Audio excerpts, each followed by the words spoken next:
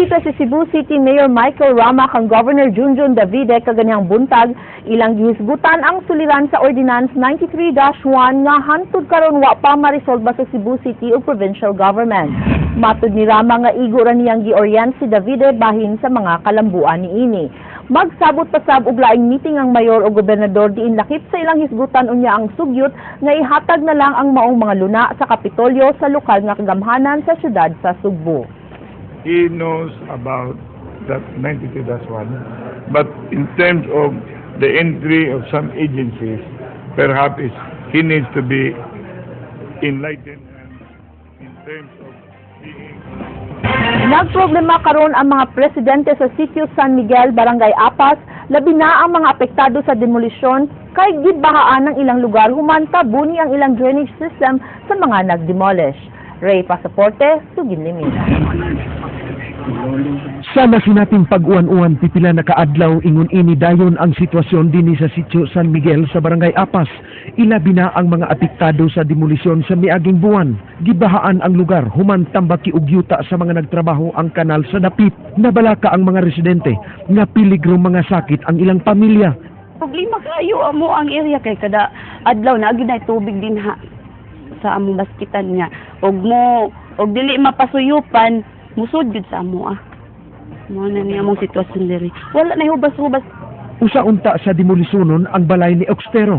Apan wa kini maapil human makabayad og band nga kapin sa 11,000 pesos samtang padayon pang gituki sa korte ang kaso. Gibisita ni Mayor Michael Rama ang lugar ug iyang gimanduan si Kapitan Ramil Ayuman nga balhinon ang 14 ka pamilya dinhi sa command post ug padugangan usab niya og tent aron dunay temporaryong kapasilungan mintras tanto dili pa mahubas ang tubig aron malikay sa mga sakit ang mga residente. Ang balay, it's not, I would like to bring them out, okay? And they have to go and come here. And then, ano siya din yung area. Gitahasan sa mayor ang DWOP ug ang City Legal Office nga tun-an ang lakang alang sa pagpasaka og kaso. Kanang mga natikpid, amag, tanawo na mo sa, di man na siya, na flooded man na sila. So, somebody has to answer for that. Niadtong Marso 27, gimando sa korte kang Magat nga abagahon ang pagpaayo sa drainage system sa maong lugar. Ray Pasaporte, News 5.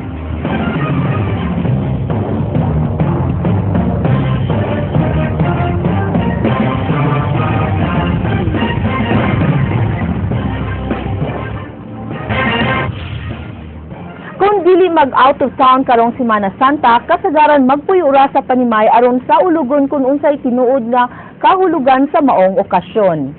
Dili malikayan nga dunay posibleng mag-movie marathon. Ilabi na sa mga salidad dunay kalambigitan sa kinabuhi ni Hesukristo. Ingon man sa ubang istorya sa Biblia. Ang pangutana, original ba ang imong gi-play nga DVD o downloaded? Usa kini ka problema nga inanay mikot-kot sa pipila ka sektor sa katilingban. King Perez, Sugin Nimi. Halino ng mga salida bahin sa kinabuhi ni Hesukristo, ingon man ang mga istorya sa Biblia ang gihimuan og salida karong Semana Santa.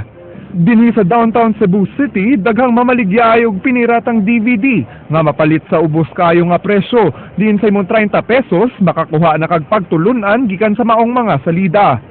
Alang ni Ronel nga dili sala ang pagpalit og pirated Jesus Christ DVDs. Palit. Maabot ka sa kwarta. Nasayod sab si Regina nga mahimo siyang masikop sa pagpamaligya og pirated DVDs. Dakpon sa pulis ang mga inani. Depende mo sir kung nai-ready anan raman nito si ano man pud mi. Nang baligi anan mi ba pindutan. Bisan kining usa ka pulis mihapit sa usa sa mga DVD stalls apan wara niya badlunga ang mga namaligya niini.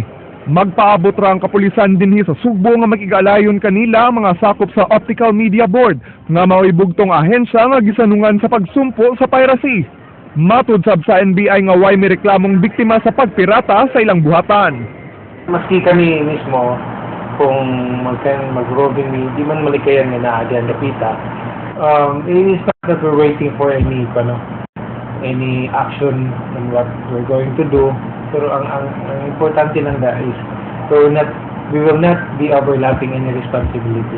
Ikaw, ninanakawan. Talagang test yan eh. Ninanakawan ka. Oh. Ikaw, hindi ka naman nagre-reklamo. So, there's no damage in that sense. Matod sa mga amahan sa syudad ug lalawigan sa Sugbo nga tungod sa kadaghanan sa di maka-afford sa pagpalit og orihinal nga kopya sa mga salida, di madali-dali nga mapakgang ang pagpirata niini bisan pa nga adunay balaod.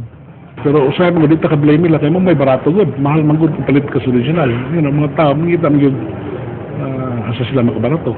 Bring the mass base to be up and make the lives of the poor to become better, and everything will consequently, as I said it will just bring order. And when order will be the rule, then compliance of the law will follow.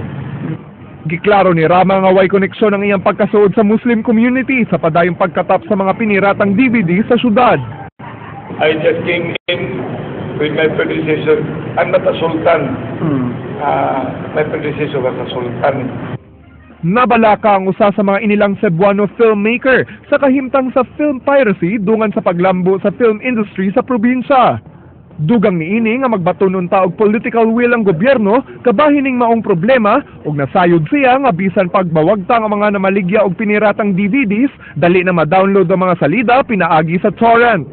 Kung ma-access na siya freely na walay bayad no, sa internet, murag in a way alkansi.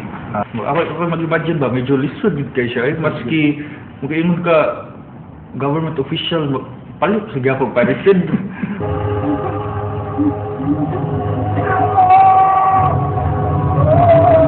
Bisan og makatabang ang mga salida sa pagpahinumdum sa kinabuhi ni Jesucristo, ang ayan gihapon musunod sa balaod matud pa ni Cebu Archbishop Jose Palma. Kung tanawon manggid no kay dumili manggid, so dapat pugyunan na lang nato ang balaod sa atong nason. I would even be very glad if the cities of the Passion of Christ is being fed all over for free, because that will bring people what is the significance of suffering. Human sa katukuran sa Optical Media Board ni atong 2003, pakyas gyapon ang maong ahensya diri sa Sugbo sa pagwagtang sa pagnegosyo sa mga pirated DVDs. Mao na nga dakong hagit alang sa mga law enforcement agencies ug ganing sa mga lokal nga kagamahanan sa pagbuhat silang mando sa pagpatuman sa balaod nga gidili ang maong negosyo. Kay hangtod karon kadaghanan gyapon ang namalit niini tungod sa barato nga kantidad. King Perez, News 5. Ubaw kadto ang naglangkob sa atong mga balita sa Action Bisaya karong adlaw Miyerkules, Abril 16, 2014. Kini si Frank Balilong Jr. Mga istorya nga dilang kutob sa paghatod sa impormasyon. Musunod na ang Action Prime. Daghang salamat. Ako si Georgia Herrera. Tungod kilabaw pa sa balita, Action!